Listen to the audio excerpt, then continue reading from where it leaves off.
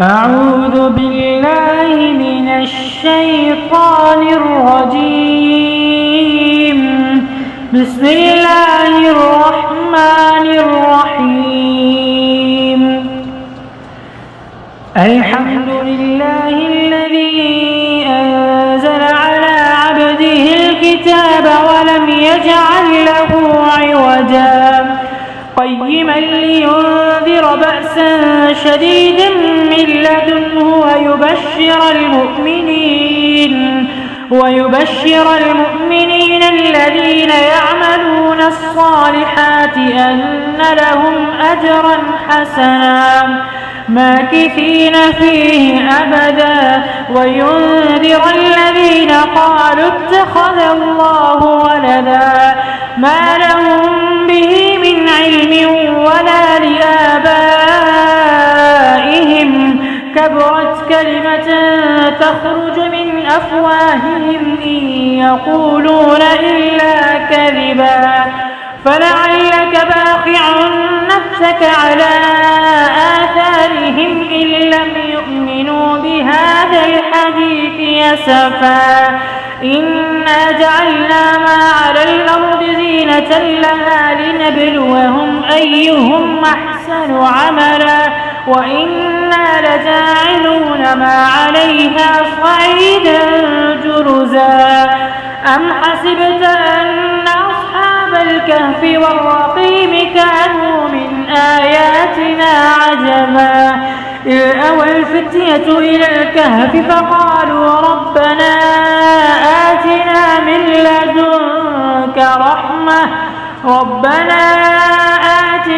لدنك رحمة وهيئ لنا من أمرنا رشدا فضربنا على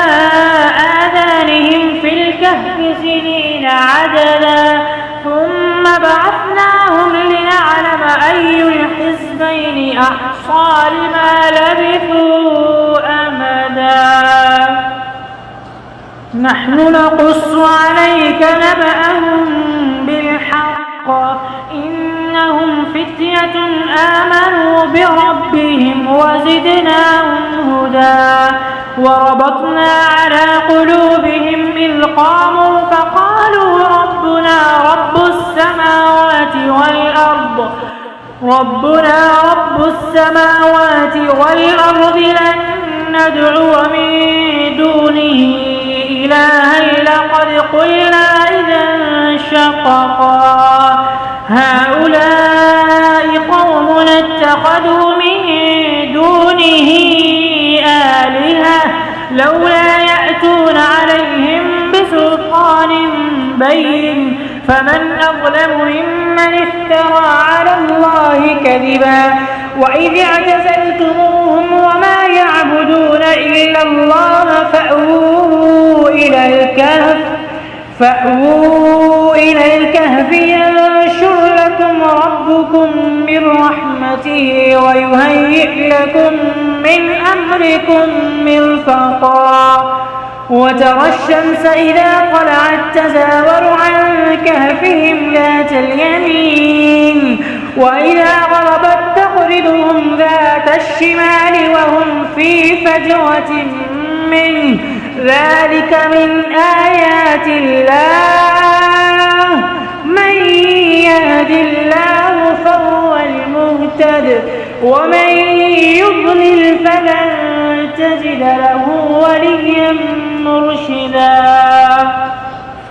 وتحسبهم أيقاظا وهم رقود ونقلبهم ذات اليمين وذات الشمال وكلبهم باسط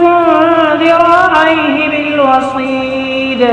لو اطلعت عليهم لوليت منهم فرارا ولملئت منهم رعبا وكذلك بعثناهم ليتساءلوا بينهم قال قائل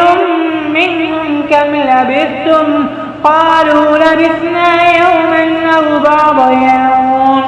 قالوا ربكم أعلم بما لبثتم فابعثوا أحدكم بورقكم هذه إلى فلينظر أيها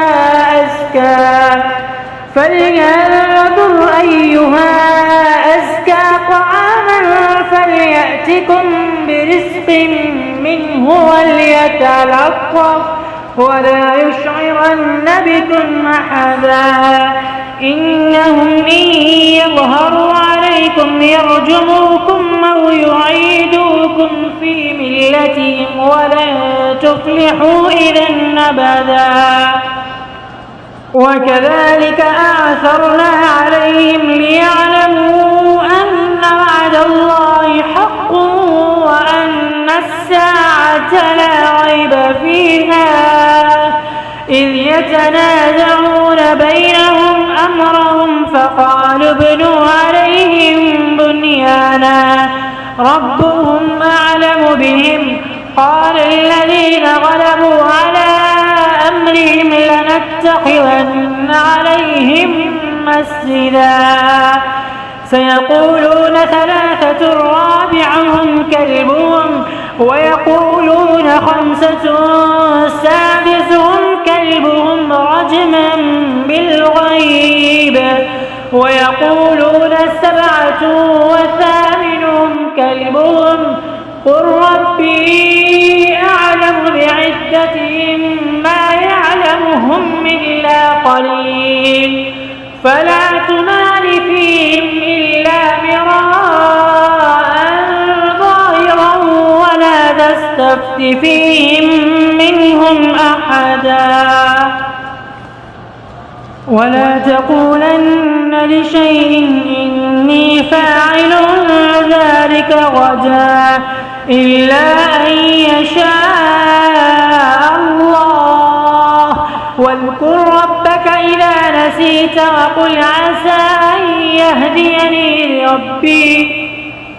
وقل عسى أن يهديني ربي لأقرب من هذا رشدا ولبثوا في كهفهم 300 سنين وازدادوا 9 قل الله أعلم بما لبثوا له غيب السماوات والأرض أبصر به وأسمع ما لهم من دونه من ولي ولا يشرك في حكمه أحدا واتل ما أوحي إليك من كتاب ربك لا مبدل لكلماته ولن تجد من دونه ملتحدا واصبر نفسك مع الذين يدعون ربهم بالغداة والعشي يريدون وجهه ولا تعد عيناك عنهم تريد زينة الحياة الدنيا ولا تطع من أغفلنا قلبه عن ذكرنا واتبع هواه وكان أمره فرطا وقل الحق من ربكم فمن شاء فليؤمن ومن شاء فليكفر إنا أعتدنا للظالمين نارا أحاط بهم سرادقها وإن يستغيثوا يغاثوا بماء كالمهل يشوي الوجوه بئس الشراب وساءت مرتفقا إن الذين آمنوا وعملوا الصالحات إنا لا نضيع أجر من أحسن عملا أولئك لهم جنات عدن تجري من تحتهم الأنهار يحلون فيها من أساور من ذهب ويلبسون ثيابا خضرا من سندس واستبرق متكئين فيها على الأرائك نعم الثواب وحسنت مرتفقا. واضرب لهم مثل الرجلين جعلنا لأحدهما جنتين من أعناب وخففناهما بنخل وجعلنا بينهما زرعا كلتا الجنتين آتت أكلها ولم تظلم منه شيئا وفجرنا خلالهما نهرا وكان له ثمر فقال لصاحبه وهو يحاوره أنا أكثر منك مالا وأعز نفرا ودخل جنته وهو ظالم لنفسه قال ما أظن أن تبيد هذه أبدا وما أظن الساعة قائمة ولئن رددت إلى ربي لأجدن خيرا منها منقلبا. قال له صاحبه وهو يحاوره وكفرت بالذي خلقك من تراب ثم من نطفة ثم سواك رجلا لكن هو الله ربي ولا أشرك بربي أحدا. ولولا إن دخلت جنتك قلت ما شاء الله لا قوة إلا بالله إن ترني أنا أقل منك مالا وولدا فعسى ربي أن يؤتيني خيرا من جنتك ويرسل عليها حسبانا من السماء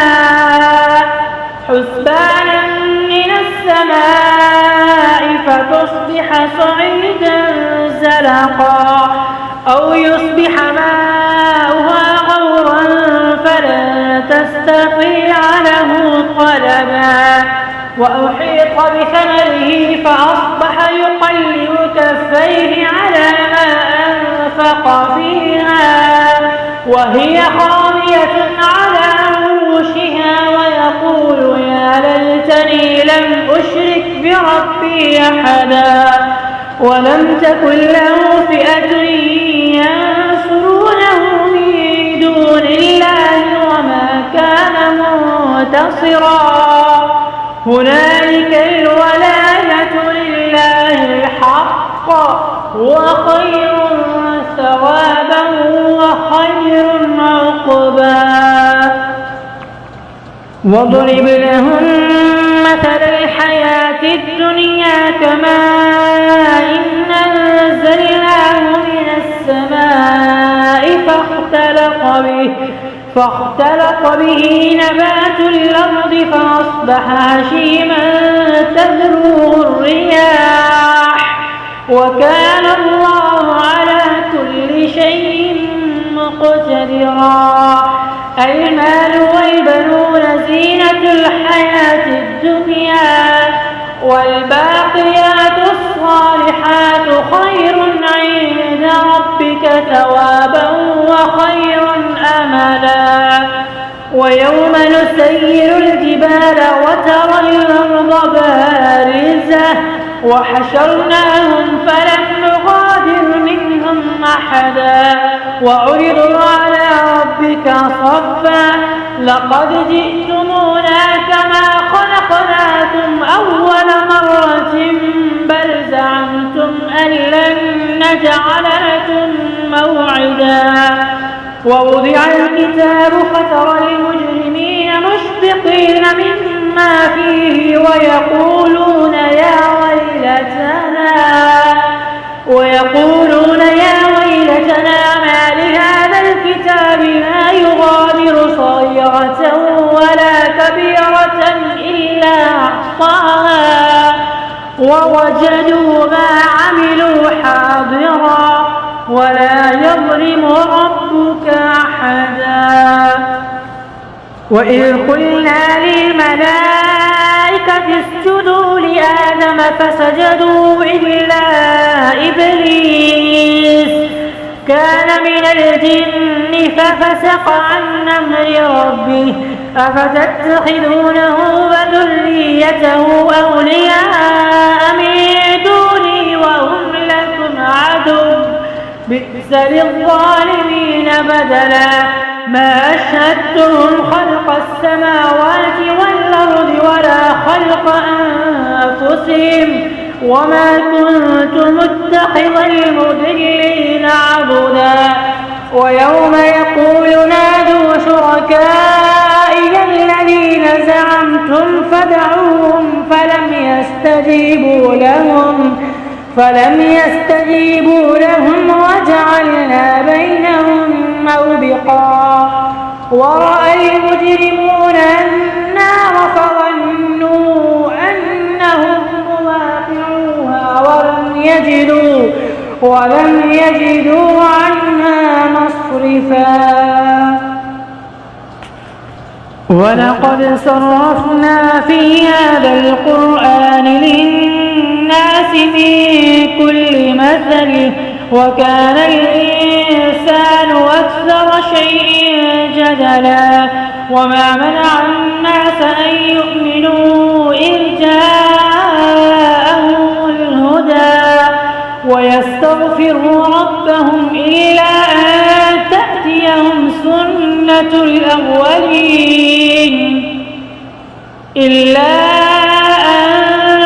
تأتيهم سنة الأولين أو يأتيهم العذاب قبلا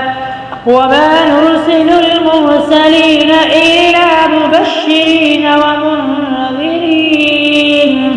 ويجادل الذين كفروا بالباطل ليدحضوا به الحق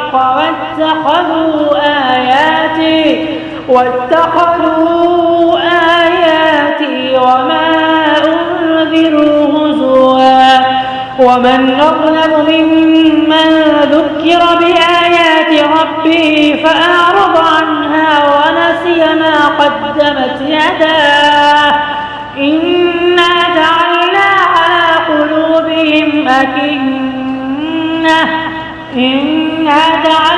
على قلوبهم أكنة أن يفقهوا وفي آذانهم وقرا وإن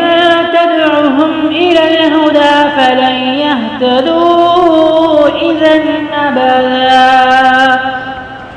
وربك الغفور ذو الرحمة لو يؤاخذهم بما كسبوا لعجل لهم العذاب بل لهم موعد لن يجدوا من دونه موئلا وتلك القرى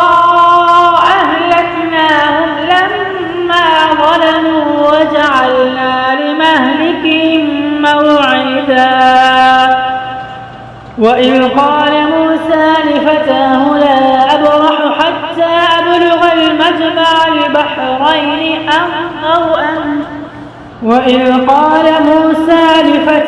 لا أبرح حتى أبلغ المجمع البحرين أو أمضي حقبا فلما بلغا مجمع بينهما نسيا حوتهما فاتخذ سبيله في البحر سربا فلما جاوزا قال لفتاه آتنا غداءنا لقد لقينا من سفرنا هذا نصبا قال أرأيت إذ أوينا إلى الصخرة فإني نسيت الحوت وما أنسانيه إلا الشيطان أن أذكره واتخذ سبيله في البحر عجبا قال ذلك ما كنا نبغي فارتدا على آثارهما قصصا فوجدا عبدا من عبادنا آتيناه رحمة من عندنا وعلمناه من لدنا علما قال له موسى أتبعك على أن تعلمني مما علمت رشدا قال إنك لن تستطيع معي صبرا وكيف تصبر على ما لم تحط به خبرا قال ستجدني إن شاء الله صابرا ولا أعصي لك أمرا قال فإن اتبعتني فلا تسألني عن شيء حتى أحدث لك منه ذكرا فانطلقا حتى إذا ركبا في السفينة خرقها قال أخرقتها لتغرق أهلها لقد جئت شيئا نمرا قال ألم أقل إنك لن تستطيع معي صبرا قال لا تؤاخذني بما نسيت ولا ترهقني من أمري عسرا فانطلقا حتى إذا لقيا غلاما فقتله قال أقتلت نفسا زكية بغير نفس لقد جئت شيئا نكرا قال ألم أقل لك إنك لن تستطيع معي صبرا قال إن سألتك عن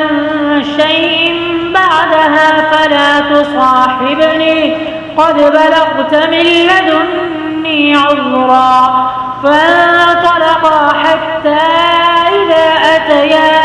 أهل قرية استطعما أهلها فأبوا أن يضيفوهما فوجدا فيها جدارا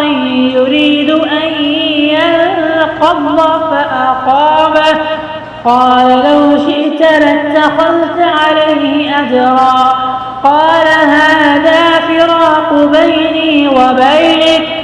سأنبئك بتأويل ما لم تستطع عليه صبرا أما السفينة فكانت لمساكين يعملون في البحر فأردت أن أعيبها وكان وراءهم ملك يأخذ كل سفينة غصبا وأما الغلام فكان أبواه مؤمنين فخشينا أن يرهقهما طغيانا وكفرا فأردنا أن يبدلهما ربهما خيرا منه زكاة وأقرب رحما وأما الجدار فكان لغلامين يتيمين في المدينة وكان تحته كنز لهما وكان أبوهما صالحا فأراد ربك أن يبلغا أشدهما ويستخرجا كنزهما رحمة من ربك وما فعلته عن أمري ذلك تأويل ما لم تستطع عليه صبرا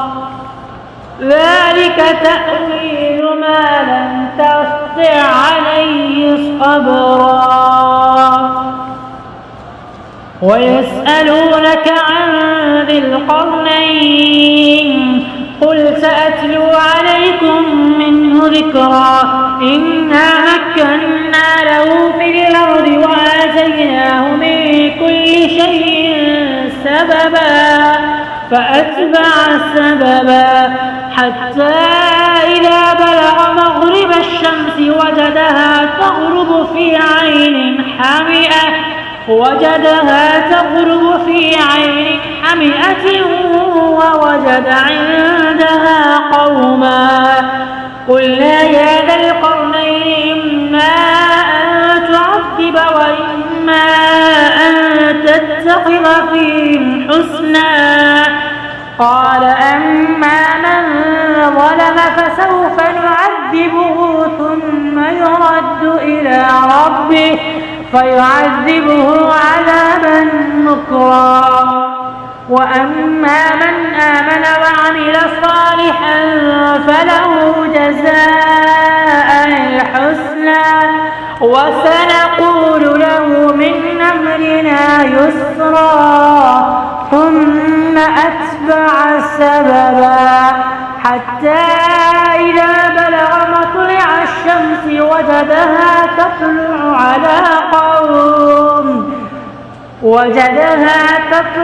على قوم لم نجعل لهم من دونها سترا.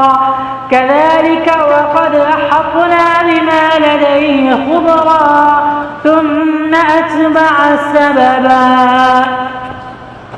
حتى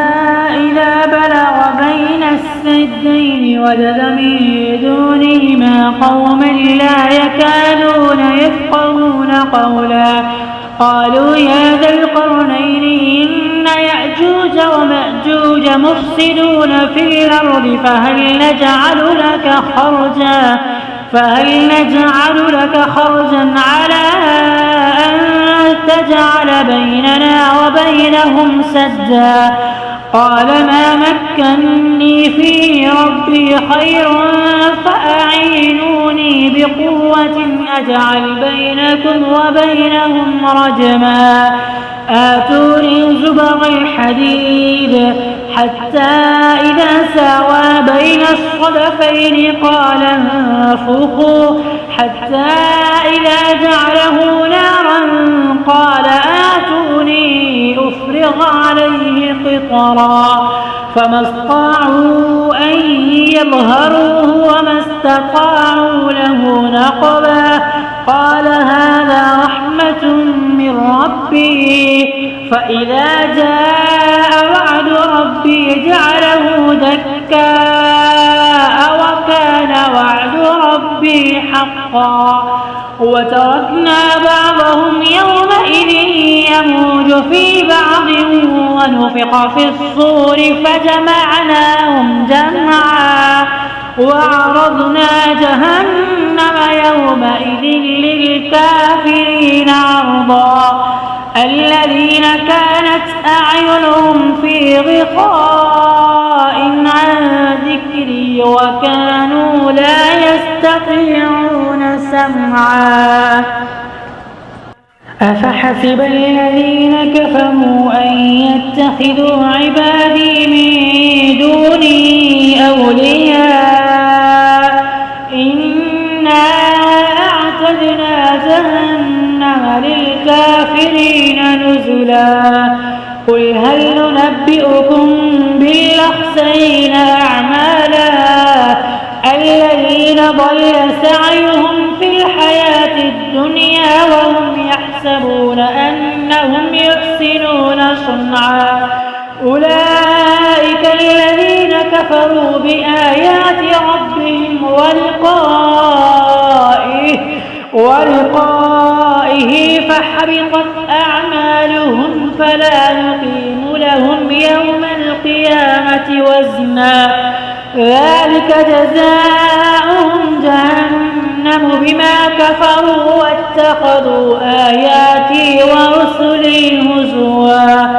إن الذين آمنوا وعملوا الصالحات كانت لهم جنات الفردوس نزلا خالدين فيها لا يبغون عنها حولا. قل لو كان البحر مدادا لكلمات ربي لنفد البحر قبل أن تنفد كلمات ربي ولو جئنا بمثله مددا. قل إنما أنا بشر مثلكم يوحى إلي أنما إلهكم إله واحد فمن كان يرجو لقاء ربه فليعمل عملا صالحا بعبادة ربه أحدا.